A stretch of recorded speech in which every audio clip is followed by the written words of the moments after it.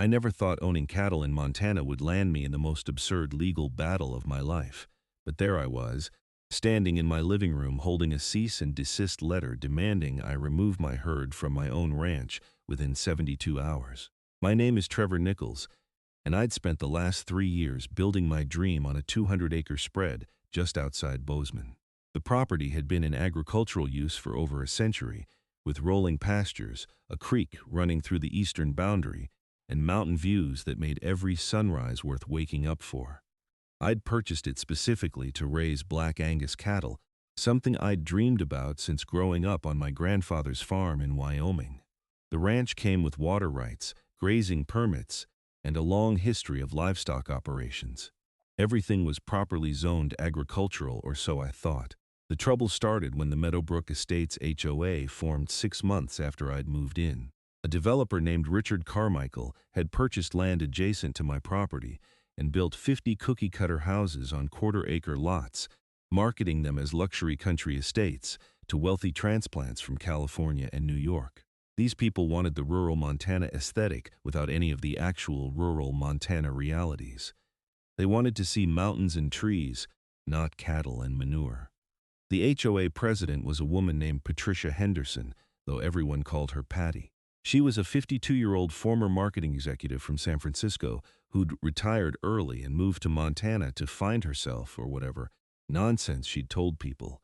She had that typical Karen haircut, you know, the one where it's short and angled and looks like she's constantly asking for the manager. She drove a white Mercedes SUV that never had a speck of dirt on it despite living on a gravel road, and she wore those expensive athleisure outfits that cost more than my monthly feed bill. The first time I met Patty was at a neighborhood meeting I'd been invited to shortly after Meadowbrook Estates started filling up with residents. I'd gone out of courtesy, figuring it would be good to know my neighbors.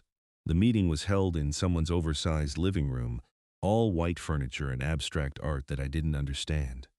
"Oh, you must be the rancher," Patty said when I introduced myself, saying it like I'd admitted to being a serial killer. "Trevor Nichols," I extended my hand. "I own the property to the west." She shook my hand limply, her nose wrinkling slightly. "Yes, we've been meaning to talk to you about that. Some of our residents have expressed concerns about the, agricultural activities on your property." I'd laughed, thinking she was joking.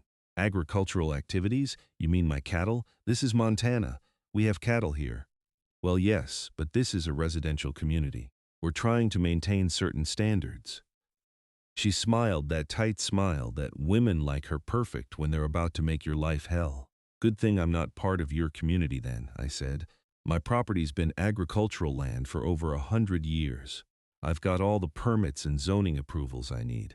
That was my first mistake, thinking logic and legality would matter to someone like Patty Henderson." Over the next few months, things escalated gradually. First, it was complaints about the smell. Patty started calling the county, claiming my operation was creating a nuisance. An inspector came out, looked around, and basically laughed. My herd of 30 cattle on 200 acres was nothing, well within all environmental regulations. I kept the pastures rotated, maintained proper drainage, and followed all the best practices my grandfather had taught me. Then came complaints about noise. Apparently, cattle mooing in the early morning was disturbing the peaceful country atmosphere these people had paid premium prices for. Never mind that they'd moved next to an active ranch. The county sent someone out again, this time with a decibel meter. The readings were so low they didn't even register as a potential issue. Patty didn't give up.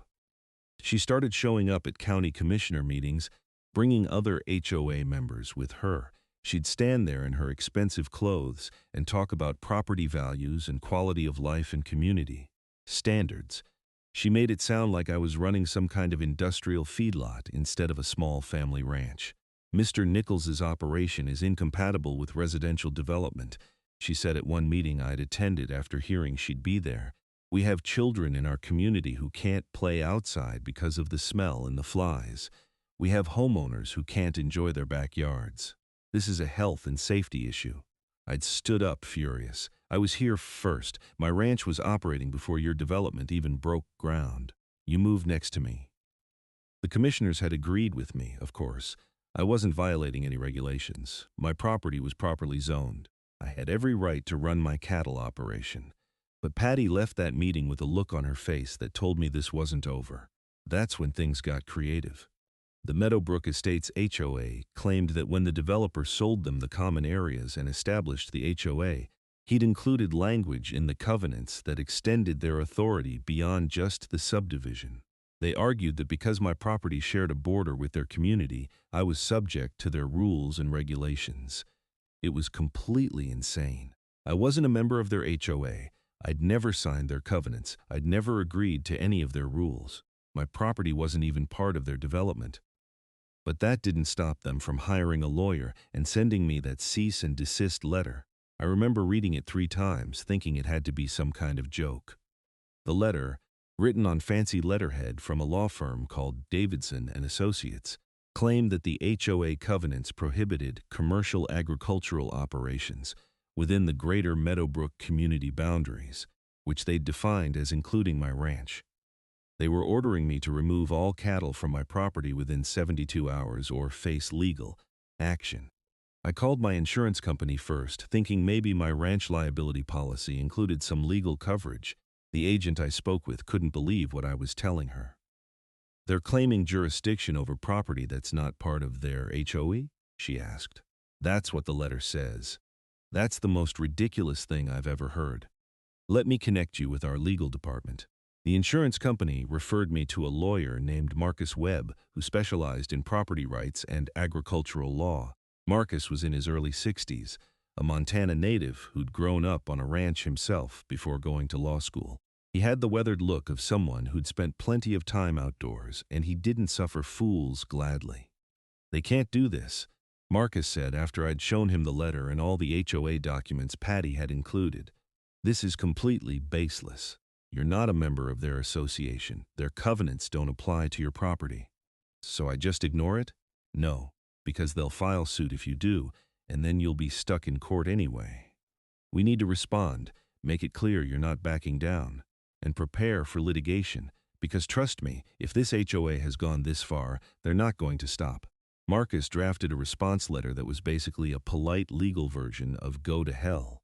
He laid out all the reasons why the HOA had no authority over my property, cited relevant Montana property law, and made it clear that I would vigorously defend my rights if they pursued legal action. We sent the letter on a Friday. The lawsuit was filed the following Tuesday. The complaint was 37 pages long and read like something out of a fever dream. The HOA, through their attorney Gerald Davidson, claimed that my cattle operation constituted a private nuisance, a public nuisance, violated their covenants, which again, I'd never signed, diminished property values in their community, and created health hazards. They were seeking an injunction to force me to remove all cattle from my property, plus damages for the alleged loss in property values their members had suffered.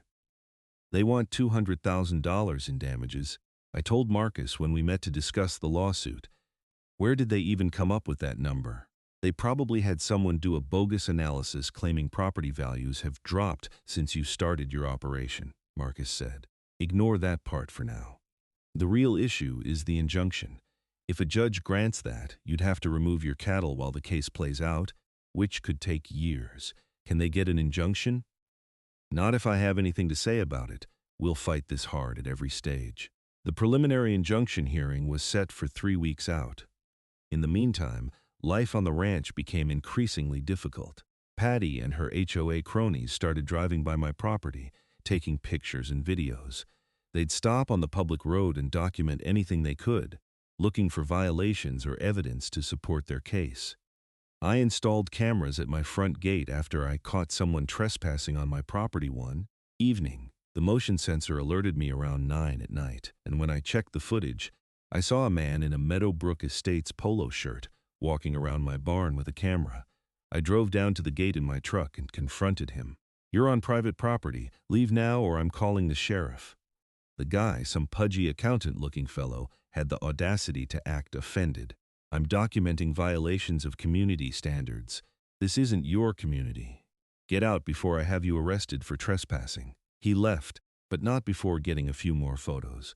I called the sheriff anyway and filed a report. The deputy who came out was sympathetic, but said unless I wanted to press charges, there wasn't much he could do. These HOA disputes are getting out of hand, the deputy said. We've had 3 calls this month about Meadowbrook Estates. Those people think they own the whole valley. The preliminary injunction hearing was held in the Gallatin County Courthouse in Bozeman. I'd never been in a real courtroom before, and I was nervous despite Marcus's confidence. The judge was a woman named Sandra Reeves, who'd been on the bench for 15 years and had a reputation for not tolerating nonsense. Gerald Davidson, the HOA's attorney, went first.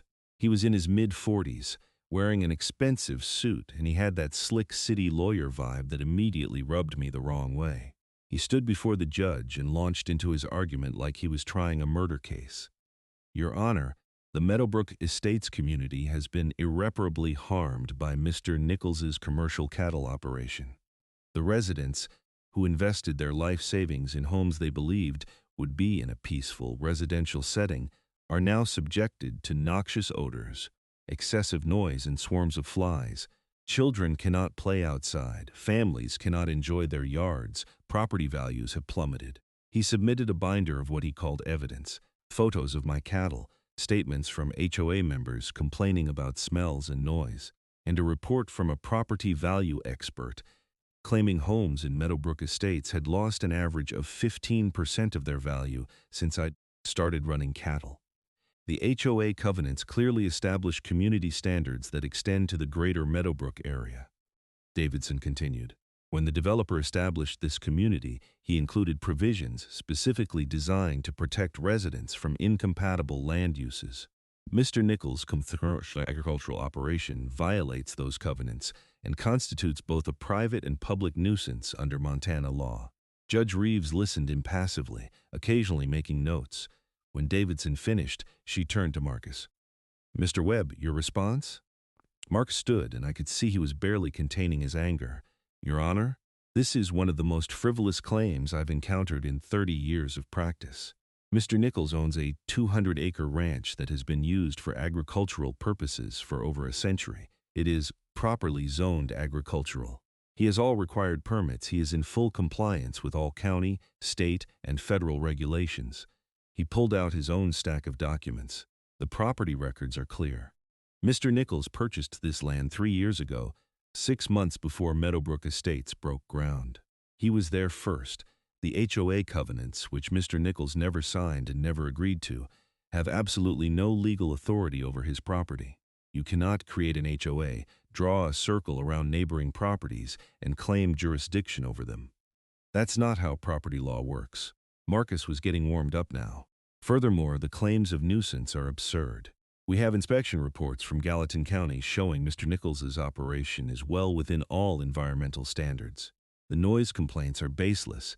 He's running 30 cattle on 200 acres, not an industrial feedlot. And the property value analysis the HOA submitted is junk science. We've obtained our own analysis showing property values in Meadowbrook Estates have actually increased since the development was completed, consistent with the broader Bozeman real estate market. He paused for effect. What we have here, Your Honor, is a group of people who moved from out of state, bought homes next to an existing ranch, and are now trying to use the legal system to eliminate a lawful business because they don't like the aesthetics of actual ranching. This lawsuit is an abusive process, and the preliminary injunction they're seeking has no legal or factual basis. Judge Reeves looked at Davidson. Counselor, do you have any evidence that Mr. Nichols is actually subject to these HOA covenants? Did he sign them? Did he agree to them in any way? Davidson shifted uncomfortably. Your Honor, the covenants establish community-wide standards that we believe create enforceable obligations on neighboring properties. That's not an answer to my question. Did Mr. Nichols sign these covenants or agree to them? Not explicitly, but not explicitly, or not at all. Not directly, Your Honor. But we believe the language of the covenants creates an implicit understanding. Judge Reeves held up her hand. Stop. You're asking me to issue an injunction that would shut down a lawful agricultural operation on property that is not part of your HOA, based on covenants the property owner never signed. Is that correct? Davidson tried to recover. Your Honor, the nuisance claims stand independent of the covenant violations. I've reviewed the county inspection reports, Mr. Davidson. They show no violations. What exactly is the nuisance? The smell, Your Honor, the noise, the impact on quality of life for our residents. They moved next to a cattle ranch, Judge Reeves said flatly. What did they expect it would smell like? Roses? I had to suppress a laugh. Marcus had been right about Judge Reeves not tolerating nonsense. The judge looked at both attorneys. I'm denying the preliminary injunction. The HOA has failed to demonstrate any legal basis for claiming authority over Mr. Nichols's property, and the nuisance claims are unsupported by the evidence. We'll proceed to a full trial on the merits, but Mr. Nichols may continue operating his ranch in the meantime. I felt a wave of relief wash over me. Davidson looked like he'd been slapped. Patty Henderson, sitting in the gallery with a group of other HOA members, turned bright red. As we left the courtroom, Marcus put a hand on my shoulder. That went well, but don't celebrate too much. They're going to dig in now. This is going to get uglier before it's over. He was right. Within a week, the HOA filed an amended complaint adding new claims and new defendants. They sued the county for approving my agricultural permits, claiming the approval process was flawed. They sued the developer who'd sold them the Meadowbrook Estates properties, claiming he should have disclosed the nearby ranch operation. They even sued my insurance company, though I never understood the legal theory behind that one. The discovery process began, which meant months of paperwork, depositions, and legal bills that were climbing into the tens of thousands of dollars. The HOA had deep pockets. They were funded by monthly dues from 50 homeowners and had apparently voted to assess each household an additional $5,000 to fund the litigation. They could afford to drag this out as long as they wanted. Meanwhile, the harassment continued.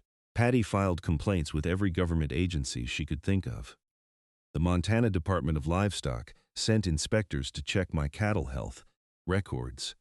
The Environmental Protection Agency got an anonymous tip about water pollution from my operation and sent someone to test the creek. The IRS received a report claiming I was running a business without proper licensing. Every inspection came back clean, but each one cost me time and stress. The worst part was the impact on my daily life. I'd moved to Montana to escape the rat race, to build something meaningful, to work with my hands and live close to the land. Now I spent more time dealing with lawyers and bureaucrats than I did with my cattle. I'd wake up at 5 in the morning to feed the herd, then spend the rest of the day on phone calls with Marcus, reviewing legal documents or preparing for depositions. My deposition was scheduled for a Thursday morning in Davidson's downtown Bozeman office. The conference room was all glass and steel, with a view of the mountains that would have been beautiful if I wasn't so stressed. Davidson sat across from me with a court reporter, while Marcus sat to my right. Davidson started with basic questions about my background, my experience with cattle, and when I'd purchased the property. Then he started getting into the details of my operation, trying to paint me as some kind of reckless operator.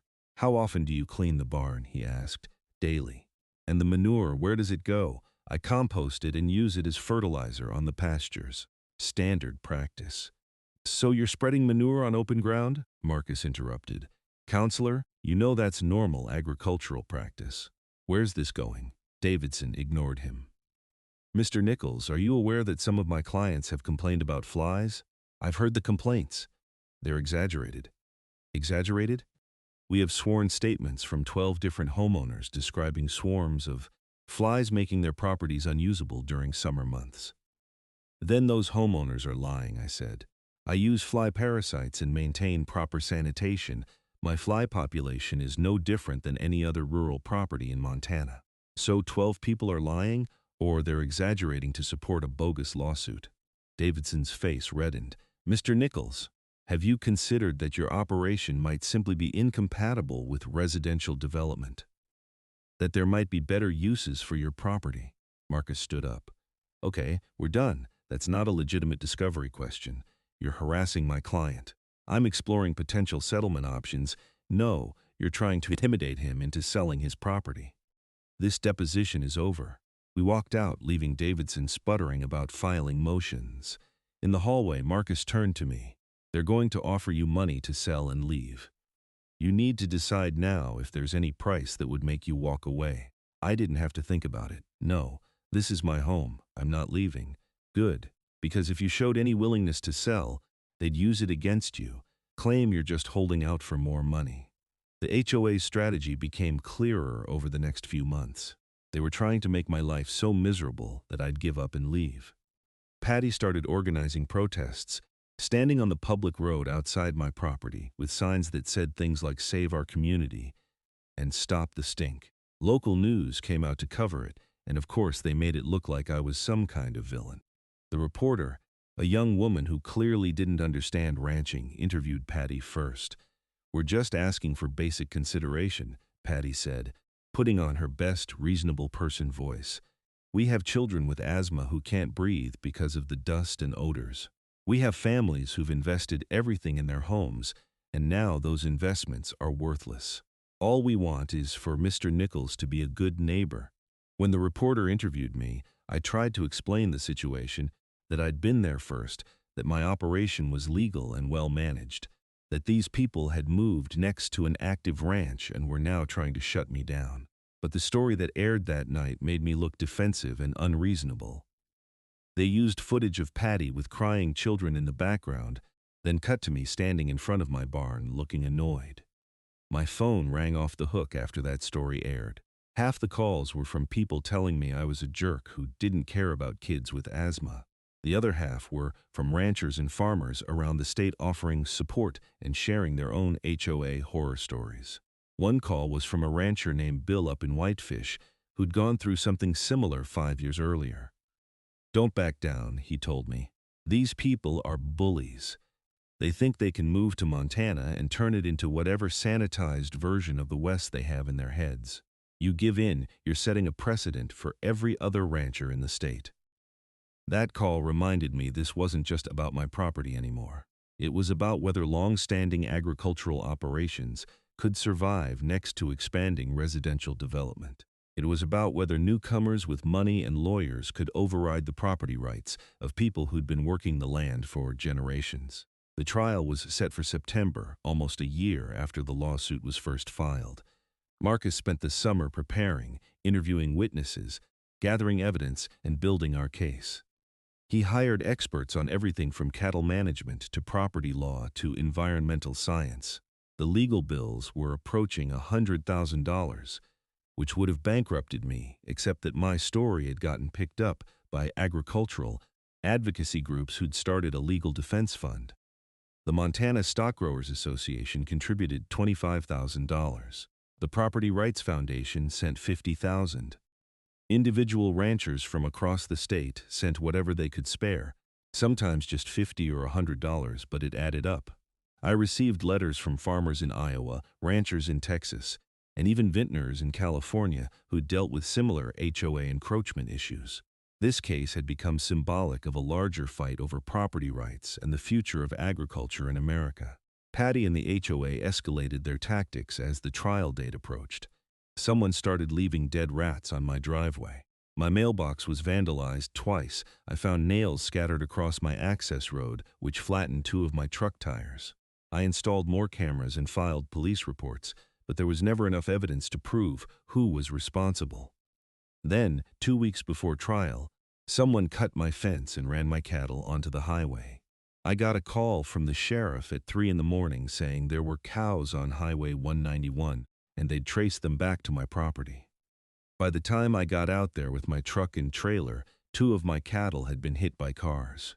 Both animals had to be put down and one of the drivers was hospitalized with minor injuries. The sheriff's investigation found that a section of my fence had been cut with wire cutters. This wasn't vandalism or harassment anymore. This was property destruction and reckless endangerment. The sheriff took it seriously, interviewing HOA members and checking alibis. But without witnesses or video evidence of the actual crime, there wasn't enough to file charges. I knew it was related to the HOA, though. The timing was too convenient, Marcus agreed. "They're trying to rattle you before trial," he said. "They want you emotional and off balance. Don't give them the satisfaction." The trial began on a Tuesday morning in early September. The courthouse was packed with spectators, media, ranchers who'd come to support me, and HOA members who'd come to support Patty. Judge Reeves had to bring in extra bailiffs for security. Davidson gave the opening statement for the HOA. He'd clearly prepared extensively, with poster boards showing photos of cattle, charts showing alleged property value declines, and maps purporting to show the greater Meadowbrook community that included my ranch. Ladies and gentlemen of the jury, Davidson began, this case is about community standards, quality of life, and the social contract we all agree to when we choose to live among others. The plaintiffs in this case are 50 families who invested their life savings in homes they were told would be part of an upscale residential community. They relied on covenants and representations that their neighborhood would maintain certain standards. He gestured to his poster boards. Instead, they found themselves living next to a commercial cattle operation that produces noxious odors, excessive noise, swarms of flies, and clouds of dust. Their children can't play outside. They can't have barbecues in their yards. They can't open their windows on summer days. The value of their homes has plummeted, and when they asked Mr. Nichols to be a reasonable neighbor, he refused. Davidson was good, I had to admit. He made me sound like some kind of agricultural tyrant, oppressing innocent families who just wanted to enjoy their homes. Marcus's opening statement was different in tone but equally powerful. He spoke without notes, making eye contact with each juror. Mr. Davidson just told you this case is about community standards and quality of life. He's right, but not in the way he thinks. This case is about whether you can buy property in Montana, build homes on it, and then tell your neighbors what they can and cannot do with land they've owned and worked for years. It's about whether HOAs can extend their authority beyond their own boundaries to control people who never agreed to their rules. He walked over to a timeline he'd prepared. Trevor Nichols bought his ranch 3 years ago. The property has been used for cattle ranching for over 100 years. It's zoned agricultural. It has all the proper permits. 6 months after Mr. Nichols bought his property and moved his cattle there, a developer started building Meadowbrook Estates next door. The people who bought homes in that development knew or should have known they were moving next to an active ranch. Marcus pointed at the HOA's exhibit photos.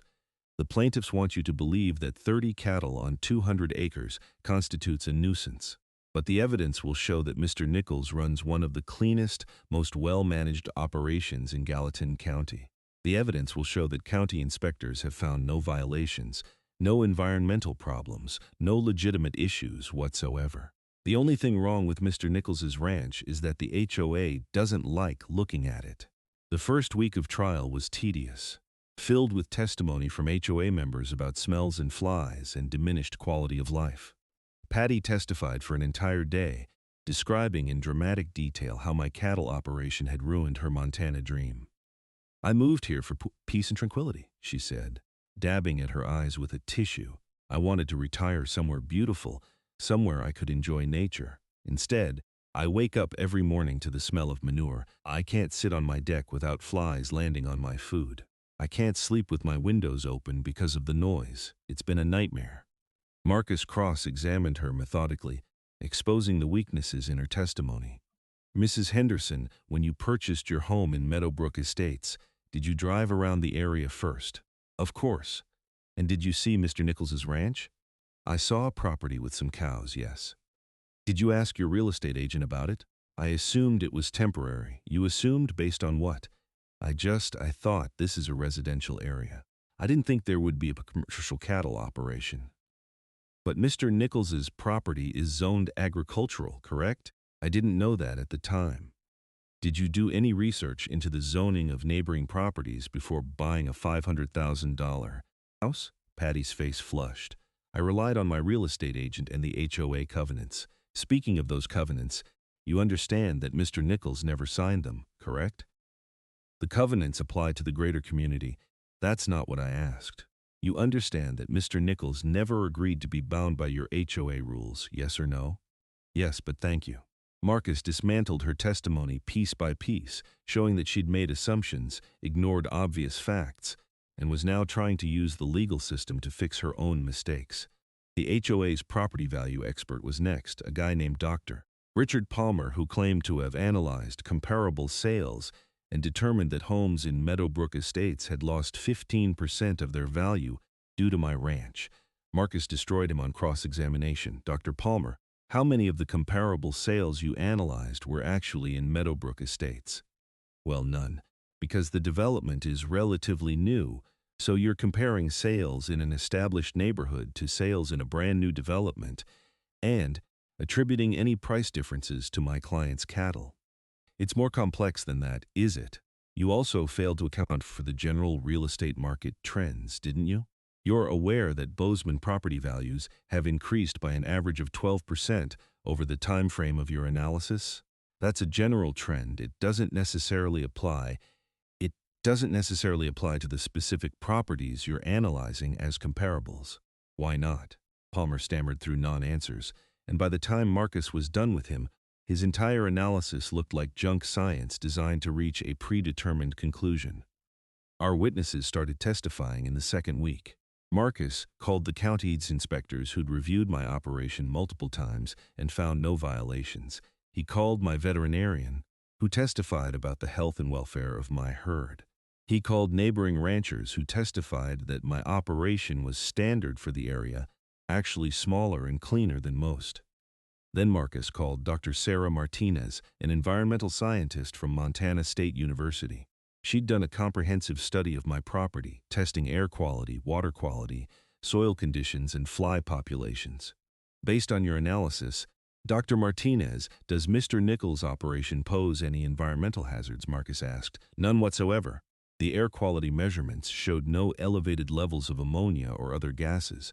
Water testing showed no contamination of the creek or groundwater. Soil tests were normal for agricultural land. And the fly population counts were actually lower than we found in residential areas of Bozeman, probably because Mr. Nichols uses fly parasites and maintains excellent sanitation. In your expert opinion, is this operation a nuisance? Absolutely not. It's a well-managed, environmentally responsible agricultural operation. Davidson tried to shake her testimony on cross-examination but failed. Dr. Martinez had the data, the credentials, and the credibility. I testified on the third day. Marcus had prepared me extensively, and I tried to stay calm and factual despite my anger at the whole situation. Mr. Nichols, Marcus began, why did you buy this property? I grew up on my grandfather's ranch in Wyoming. I've wanted to have my own place, raise my own cattle since I was a kid. When I found this property, it was perfect. The right size, the right location, properly zoned, good water. It was everything I'd been looking for. Were you aware of the Meadowbrook Estates development when you bought the property? No, it didn't exist yet. The land was just empty range at that point. When you became aware of the development, did you have any concerns? Not really. I figured we'd be good neighbors. I had no idea they'd try to shut me down. Davidson's cross-examination was aggressive, trying to portray me as inconsiderate and unreasonable. Mr. Nichols, you've been made aware that your neighbors find the smell from your operation offensive, correct? I've heard the complaints, yes, and you've done nothing to address those concerns. I've done everything required by law and recommended by best practices. Beyond that, I don't know what you expect me to do. Cattle smell like cattle. You could reduce the size of your herd. Why would I do that? I'm not violating any regulations. You could move your operation somewhere else, somewhere not adjacent to a residential community. This is my home. I was here first. Why should I move? Because your neighbors have asked you to be considerate. My neighbors are trying to steal my property rights. There's a difference between being considerate and being a doormat. Judge Reeves had to call a recess at that point because the gallery erupted. Patty and her HOA members were yelling at me. Ranchers who'd come to support me were yelling back. The bailiffs had to restore order. The trial continued for another week, with both sides calling rebuttal witnesses and experts. The testimony got increasingly technical and tedious, arguments about property law and covenant interpretation and nuisance standards. Then, during the final days of trial, something happened that changed everything. One of the HOA members, a woman named Jennifer Morrison, approached Marcus in the courthouse hallway during a lunch break. I need to talk to you, she said quietly, about the fence. Marcus brought her into a private conference room, and I sat in on the conversation. Jennifer was in her 30s, seemed genuinely uncomfortable, and kept glancing at the door like she was afraid someone would see her. I know who cut Mr. Nichols's fence, she said. The night those cattle got out, I saw it happen. My heart started pounding. Who was it? Patty Henderson and two other HOA board members. I was driving home late from work and I saw them parked on the side of the road near Mr. Nichols's property. I thought it was strange, so I pulled over and watched. I saw them cut the fence with wire cutters, then chase the cattle through the opening. Why didn't you come forward before? Marcus asked. I was scared. Patty's vindictive. If she knew I was talking to you, she'd make my life hell. But after sitting through this trial, listening to all the lies, I couldn't stay quiet anymore. What they did was wrong. Someone could have been killed. Are you willing to testify to this? Jennifer nodded. Yes, but I need protection. I need to know Patty can't retaliate against me. Marcus immediately informed Judge Reeves about the new witness. The judge called both attorneys into chambers, and when they emerged, Davidson looked pale. Jennifer testified that afternoon, describing in detail what she'd seen that night. The jury was riveted. I saw Mrs. Henderson and two men. I later learned they were HOA board members named Robert Carlson and David Mitchell, cut the fence with wire cutters. Then they used sticks and loud noises to scare the cattle through the opening toward the highway. I heard Mrs. Henderson say, "That should teach him," as they were leaving. The courtroom erupted again. Judge Reeves had to threaten to clear the gallery to restore order. Davidson tried to object, claiming the testimony was inadmissible, but the judge overruled him. After Jennifer's testimony, Marcus moved for sanctions against Davidson and the HOA for failing to disclose this information during discovery. If Patty and the other board members had committed a crime, and the HOA knew about it, they had an obligation to disclose it. Davidson claimed he'd had no knowledge of the incident, but his credibility was shot. The judge ordered a recess and told Davidson he'd better figure out what his clients had told him and when. It turned out that Patty had told Davidson about cutting the fence, but she'd framed it as removing an unsafe fence that was a hazard to the community. Davidson had apparently accepted this explanation without investigating further, which was either spectacularly incompetent or willfully blind. When trial resumed the next day, Judge Reeves was furious.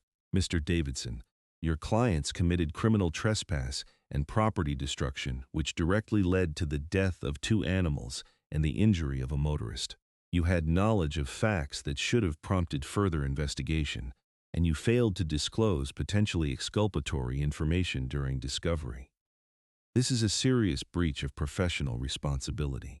Davidson tried to defend himself. Your Honor, I relied on my client's representations. You relied on your client's representations when those representations described criminal activity, and you didn't think to investigate further. Your Honor, Judge Reeves cut him off. We'll deal with sanctions after the jury renders a verdict. For now, I'm informing the Gallatin County Sheriff's Office of Ms. Morrison's testimony so they can pursue criminal charges. This trial will continue. The jury deliberated for 6 hours. When they returned, the forewoman read the verdict. We find for the defendant, Trevor Nichols, on all counts. We find that the plaintiff HOA has no legal authority over Mr. Nichols's property, that the HOA covenants do not apply to his land, and that his cattle operation does not constitute a nuisance. We award no damages to the plaintiff. I wanted to jump up and cheer, but Marcus put a hand on my arm. Wait, he whispered. The jury forewoman continued. Furthermore, we find that the plaintiff's lawsuit was frivolous and brought in bad faith. We recommend that the court consider sanctions. Judge Reeves thanked the jury and dismissed them. Then she turned to the attorneys. This case was an abuse of the legal system from the start. The HOA attempted to use litigation to force a lawful property owner off his land, to enforce covenants he never agreed to, and to shut down an agricultural operation that was fully compliant with all applicable laws. When that didn't work fast enough, members of the HOA leadership engaged in criminal activity, destroying property and endangering lives. She looked directly at Patty, who was sitting in the gallery looking like she might throw up. As for you, Mr. Davidson, you have failed in your duty to investigate your client's claims, to disclose relevant information during discovery, and to maintain the standards of professional conduct expected of attorneys in this state. I am sanctioning you personally in the amount of $50,000 payable to Mr. Nichols. I am also referring this matter to the Montana State Bar for disciplinary proceedings. You should consider yourself lucky I'm not holding you in contempt." Davidson's face went white. "Your Honor, I object. Your objection is noted and overruled. Furthermore, I am ordering the Meadowbrook Estates HOA to pay Mr. Nichols's reasonable attorney fees and costs, which I understand are substantial. Mr. Webb, please submit your fee petition within 30 days. Marcus stood. "Thank you, Your Honor. We'll also be filing a counterclaim for malicious prosecution and intentional infliction of emotional distress. I expected nothing less. This court is adjourned." The aftermath moved quickly. The sheriff arrested Patty Henderson, Robert Carlson, and David Mitchell 3 days after the verdict. They were charged with criminal trespass, criminal mischief, and reckless endangerment. The prosecutor took the case seriously, especially since someone had been injured when my cattle got onto the highway. Patty tried to claim she'd been trying to help by releasing cattle that she thought were being mistreated, which was absurd and contradicted by Jennifer Morrison's testimony about what she'd heard Patty say. The jury in the criminal trial didn't buy it. All 3 defendants were convicted on all counts. Patty was sentenced to 90 days in jail, 2 years probation, and ordered to pay restitution for my dead cattle and the legal fees from my defense. Carlson and Mitchell got similar sentences. Seeing Patty in an orange jumpsuit being led away by sheriff's deputies gave me a satisfaction I'm not entirely proud of, but I won't deny feeling it. The Montana State Bar suspended Gerald Davidson's law license for 18 months for his misconduct during the trial. His law firm quietly dissolved shortly after, with his partners wanting nothing to do with the controversy. The HOA itself imploded. Once the other residents realized that Patty and the board had been lying to them about the strength of their case, using HOA funds for a frivolous lawsuit, and had actually committed crimes, there was a revolt. More than half the homeowners voted to dissolve the HOA entirely. The rest replaced the entire board and immediately dropped all claims against me. Marcus filed our counterclaims anyway, going after Patty, Carlson, Mitchell, and Davidson personally. We settled for a combined $200,000, which covered all my legal fees and then some. The money was nice, but the vindication was better.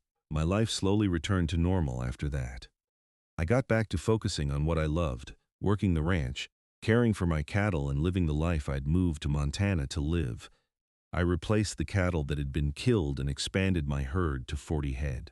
The funny thing is, once Patty and her cronies were gone, I actually became friendly with some of my Meadowbrook Estates neighbors. It turned out that most of them were decent people who'd been misled by Patty's hysteria. A few even came over to apologize for the trouble, and I invited them to come see the ranch operation so they'd understand what I was actually doing. One neighbor, a retired engineer named Tom, became a regular visitor. He'd grown up in rural Pennsylvania and missed being around livestock. I let him help out sometimes, and he was so grateful for the opportunity to get his hands dirty again that he'd bring over beer and steaks for barbecues. "You know," Tom said one evening as we sat on my porch watching the sunset over the mountains, "Patty did you a favor in a way. How do you figure? She turned you into a symbol.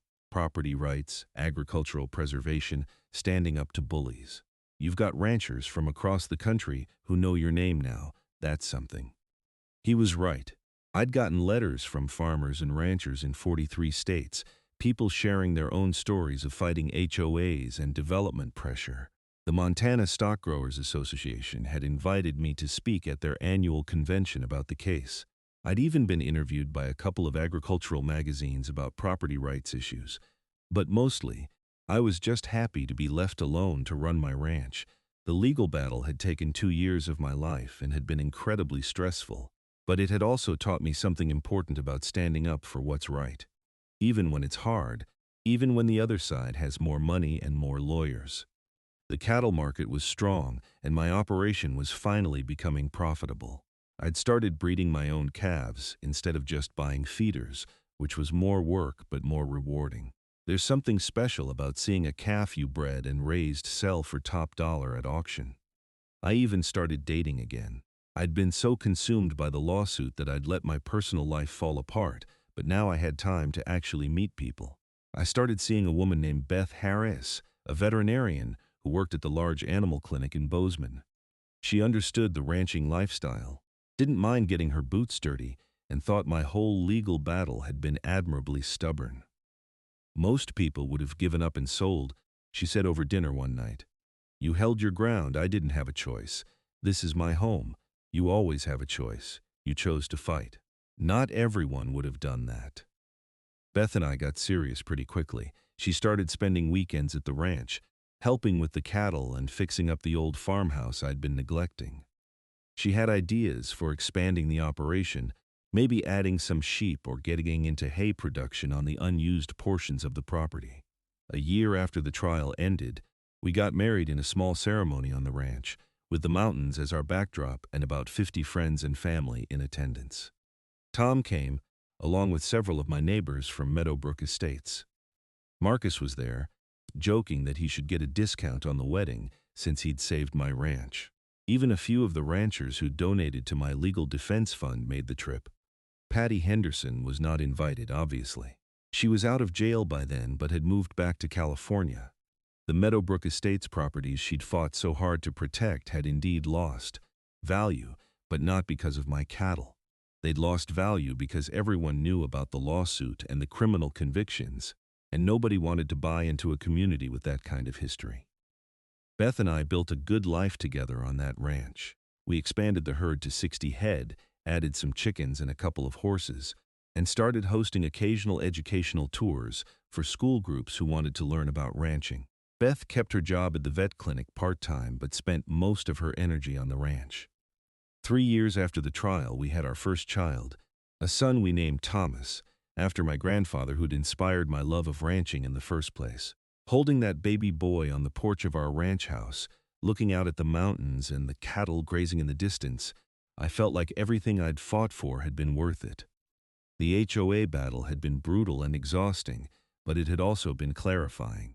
It taught me that property rights matter, that you can't let bullies push you around just because they have money or lawyers, and that standing up for what's right sometimes means enduring hell for a while before things get better. I still see Tom regularly. He'd actually bought out one of the Meadowbrook Estates homeowners who'd decided to leave, and he ran a small hobby farm on his property with a few goats and a big garden. We'd help each other out during busy seasons, and our families got together for barbecues and holidays. The rest of Meadowbrook Estates stabilized once the HOA drama ended. New people moved in, people who understood they were living in a rural area next to working ranches. The new HOA board was reasonable and focused on actual community issues like road maintenance and snow removal, not on harassing neighbors over cattle. I occasionally gave talks at agricultural conferences about the case, always emphasizing the importance of knowing your rights and being willing to defend them. I'd tell people that the legal system worked in my case, but only because I had good legal representation and community support. Not every farmer or rancher would be so lucky. The pressures on agricultural land aren't going away, I'd say. Development is going to keep pushing into rural areas. HOAs are going to keep trying to enforce their aesthetics on neighboring properties. You need to know your rights, document everything, and be prepared to fight if necessary. Young ranchers would come up to me after these talks, sharing their own stories of dealing with difficult neighbors or HOA pressure. I'd give them Marcus's contact information and encourage them to stand their ground. Marcus himself had become something of a specialist in these cases after winning mine. He'd represented 4 other ranchers in similar disputes over the following years, winning each time. He'd become the go-to attorney in Montana for agricultural property rights cases. I should give you a commission, he joked during one of our regular lunches. You made me famous, you earned it. I'd be raising goats in someone's backyard right now if not for you. Goats are good animals, underrated. Beth wants goats, actually.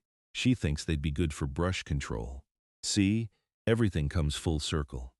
Looking back on the whole experience, I don't regret any of it, even the worst parts.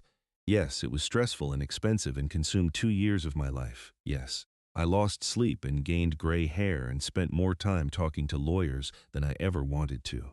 But I also learned what I was capable of, found an amazing wife, became part of a larger community FIFA agricultural preservation, and secured the future of my ranch. Patty Henderson probably still thinks she was in the right, fighting for her community and her property values. But she failed to understand the fundamental issue. You can't move to a rural area and then demand it stop being rural. You can't buy a house next to a working ranch and then sue to shut down the ranch. Montana is cattle country, and it's going to stay that way, regardless of how many HOAs from California think otherwise. My ranch is thriving now. The cattle operation is profitable. Beth's veterinary skills have improved our herd health, and little Thomas is growing up understanding the land and the animals. We've added 100 acres to the property, purchasing a neighboring parcel when it came up for sale, ensuring we'll have room to expand and a buffer from any future development. Sometimes I drive past the old Meadowbrook Estates entrance, with its fancy stone pillars and its sign advertising luxury country living. I think about Patty and her expensive clothes and her white Mercedes and her absolute certainty that she was right. I think about Gerald Davidson and his slick suits and his 37-page complaint full of nonsense. I think about all the HOA members who signed off on spending thousands of dollars to fund a frivolous lawsuit. And then I drive home to my ranch, to my wife and son, to my cattle and my mountains and my life. I won, they lost, and Montana is a better place for it. The legal precedent from my case has been cited in 6 other property rights disputes across Montana and neighboring states. Judge Reeves's ruling that HOAs cannot extend their authority beyond their actual member properties has become an important protection for farmers and ranchers dealing with encroaching development. The Montana legislature even passed a law, informally called the Right to Ranch Act, that explicitly protects agricultural operations from nuisance lawsuits filed by neighbors who move in after the agricultural use was established. Several legislators cited my case during the floor debates. I testified in favor of that bill, standing in the state capitol in Helena, telling my story to a room full of lawmakers. It felt surreal, a kid from Wyoming who just wanted to raise some cattle, now influencing state policy. But it also felt right. If my nightmare experience could prevent someone else from going through the same thing, it was worth it. Beth stood with me at that hearing, 7 months pregnant with our second child, a daughter we'd eventually name Grace. She held my hand as I testified, squeezing it when I got to the part about finding my dead cattle on the highway.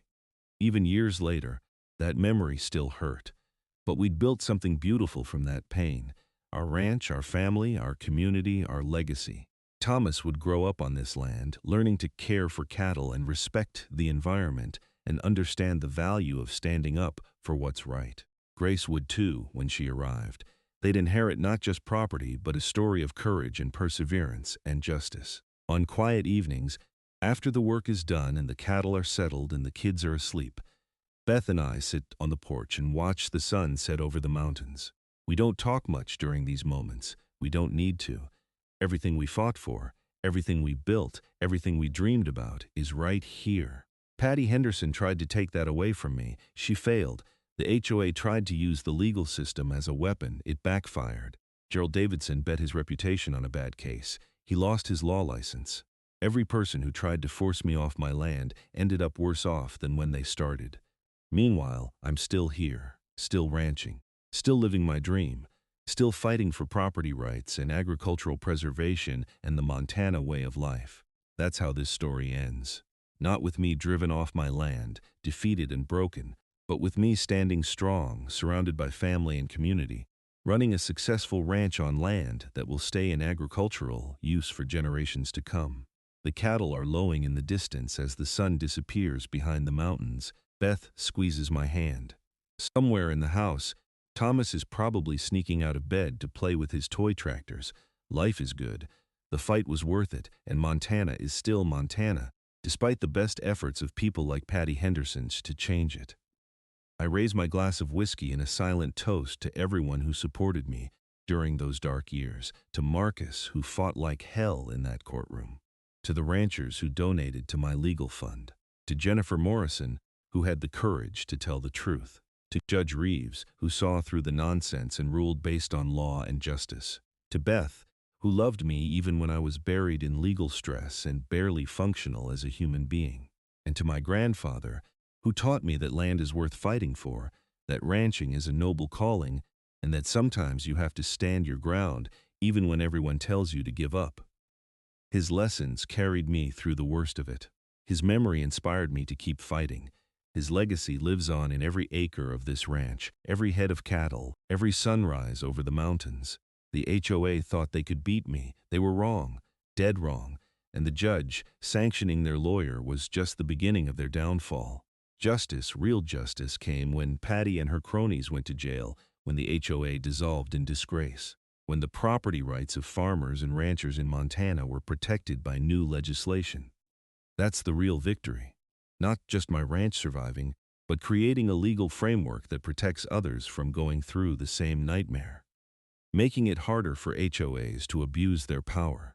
Ensuring that agricultural land can remain agricultural, regardless of what kind of development happens nearby. The stars are coming out now, brilliant against the darkening sky. Out here, far from city lights, you can see the Milky Way stretching across the heavens.